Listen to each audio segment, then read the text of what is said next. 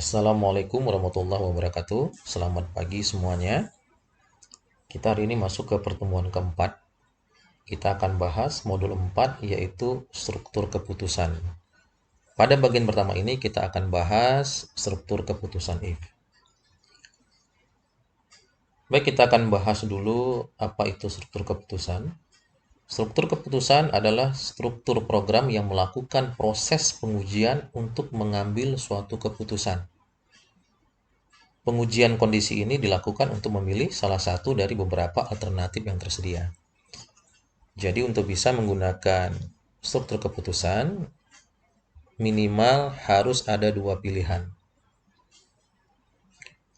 Baiklah, kita akan langsung saja mencoba fungsi struktur keputusan if. Kita akan buat contoh programnya sesuai dengan contoh program yang ada di materi kita. Kita akan buat dulu sebuah project baru, ya. Ini kita klik project pada bagian create. Berikutnya kita ganti nama projectnya menjadi project fungsi if. Oke. Ya, kita sudah masuk ke aplikasi Visual Basic. Sekarang kita akan desain program kita dengan memasukkan objek-objek pada toolbox ke dalam form.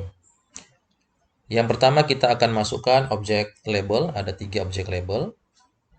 Ya, double klik label, label 1, double klik lagi, label 2, double klik lagi, label 3.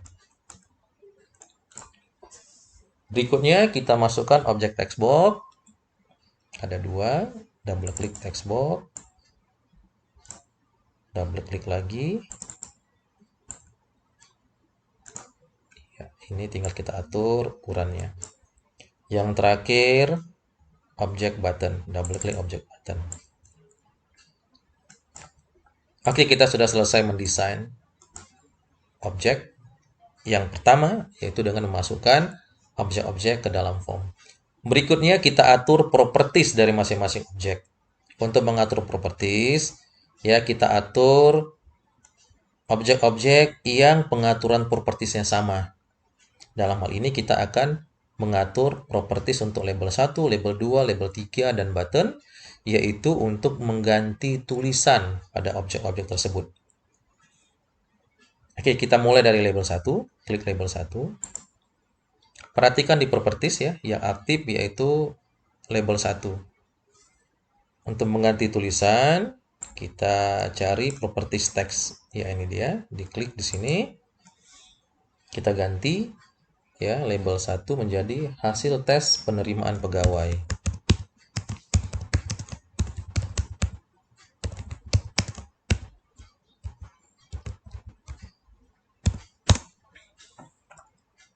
Ya, sudah berubah tulisannya.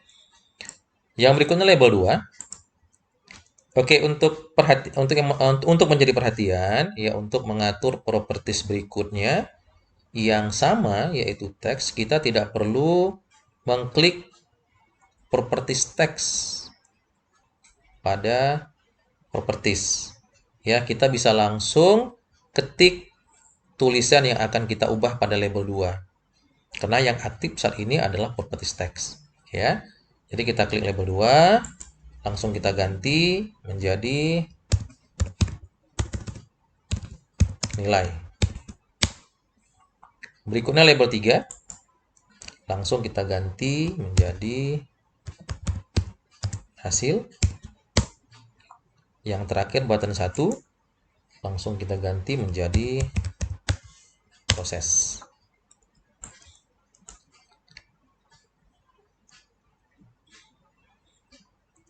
Baik, yang berikutnya kita atur lagi properties untuk text box. Text box yang kita atur propertiesnya adalah properties name. Ingat ya, di dalam pemrograman name itu sangat penting. Ya, gunanya adalah untuk mempermudah kita nantinya dalam mengetik kode program dan untuk mengingat ya, mempermudah kita dalam mengingat objek-objek yang kita gunakan di dalam program kita. Yang pertama kita ganti nama objek textbox 1. Ya, sekali lagi perhatikan di properties ini yang aktif textbox 1. Properties name ada di bagian atas. Ya, kita klik name, kita ganti menjadi txt nilai. Yang kedua hasil kita ganti menjadi txt hasil. Kemudian ya, yang terakhir button kita ganti menjadi btn proses. Baik, untuk pengaturan objeknya ini sudah selesai. Ya, yang berikutnya kita akan masuk ke codingnya, perintahnya. Ya, kita akan bahas dulu alur programnya. Jadi alur programnya adalah kita akan input nilai di sini, ya, di textbox nilai kita akan input nilai, kemudian kita klik tombol proses dan akan muncul keterangan pada hasil. Pengujiannya, jika nilai yang kita input 75 ke atas, maka akan menampilkan hasil lulus. Jika nilai di bawah 75 akan menghasilkan nilai gagal.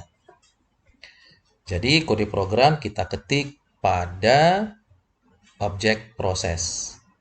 Double klik objek prosesnya. Ya, kita sudah berada di code editor, editor pengetikan program. Jadi untuk pengujian if pada Visual Basic ini sangat gampang kita pahami. Ya, pengetikan codingnya pun sangat gampang sesuai dengan mungkin sehari-hari yang kita ucapkan kalau kita menggunakan kata if atau jika. Ya, kita mulai codingnya. If, jika. Jika apa? Jika nilai tadi kita input pada objek txt nilai. Jadi kita ketik txt nilai titik text 75 ke atas, maka kita menggunakan operator lebih besar sama dengan 75.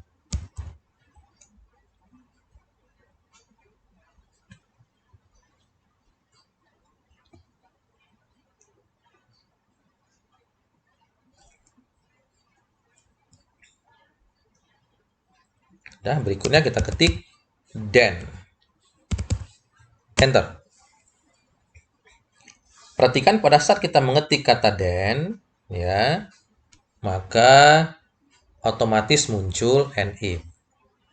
Ya, jadi kita mengetik pilihannya ya di antara blok if dan and if. Kita ulang lagi. If txt nilai titik text lebih besar sama dengan 75, then maka txt hasil titik text sama dengan kutip 2 lulus. Karena pernyataan kita tipenya adalah string, maka harus diapit kutip 2. Kemudian karena kita ini hanya ada 2 pilihan, lulus dan tidak, maka kita langsung ke pengujian yang keduanya, yaitu gagal. Jadi langsung kita ketikkan else. Else apa? Else txt hasil titik text sama dengan kutip 2 gagal. Iya, ini dia. Baik, kita akan uji program kita. Ya, kita jalankan. Klik tombol start debugging atau bisa juga tombol F5. Ya, kita ketik nilai misalkan 80. Proses. Ya, lulus. 75. lulus. Kalau di bawah 75, contohnya 60, gagal. Baik, ini contoh pertama, yaitu dengan menggunakan dua pilihan. Kita akan lanjut ke contoh yang kedua. Kita tetap menggunakan form kita ini. Ya, untuk contoh yang kedua, ya nanti bisa dilihat pada materinya. Kita akan membuat satu struktur keputusan dengan 3 pilihan. Ya, tetap nilai dan hasil. Jadi kalau tadi 2 lulus gagal, di sini ada 3 lulus, daftar pengganti, dan gagal.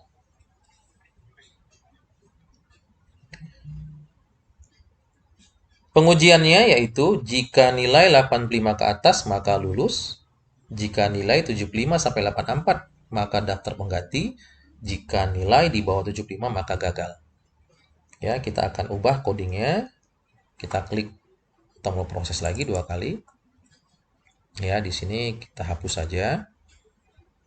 Kita ulang lagi. If txt nilai titik teks lebih besar sama dengan 85, then txt hasil titik teks sama dengan kutip 2 lulus. Karena yang kita uji ada 3, maka 2 harus diuji. Lulus dan daftar pengganti ini harus kita uji. Yang ketiga itu adalah selain itu. Jadi kalau ada 3 pilihan, maka 2 pilihan harus kita uji. Yang pertama kita uji yang nilainya lebih besar sama dengan 85.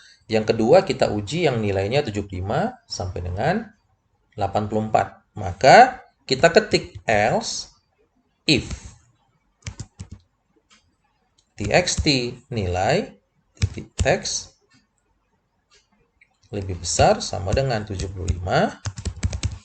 then txt hasil titik teks sama dengan kutip 2 daftar pengganti. Enter. Baru untuk gagal, kita tinggal ketik else, tidak perlu diuji lagi. Else txt hasil titik teks sama dengan gagal. Ya, selesai pengetikan coding kita. Kita tes programnya, klik lagi tombol start debugging. Ya, contohnya kita ketik nilai misalkan tadi lulus ya 85 ke atas, kita ketik misalkan 90. Proses ya lulus. Kalau kita ketik 85, ini juga harus lulus. Iya lulus. Kemudian kalau kita ketik nilai 80, proses daftar pengganti. Jadi daftar pengganti sama dengan 84. Kita ketik 84. Daftar pengganti.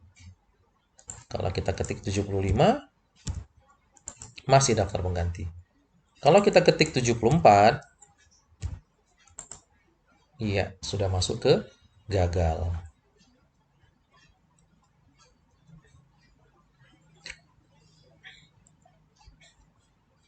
Baik, ini materi kita ya untuk fungsi if. Nanti bisa dicoba lagi untuk materi yang lain. Ya. Oke, untuk sementara fungsi if sampai di sini dulu. Nanti akan Bapak buat video tutorial berikutnya yaitu untuk combo box. Baik, nanti juga akan Bapak buat tugas ya untuk kelanjutan dari fungsi if yang kita buat ini yaitu lulus, daftar pengganti, dan gagal. Baik, terima kasih. Assalamualaikum warahmatullahi wabarakatuh. Selamat pagi semuanya.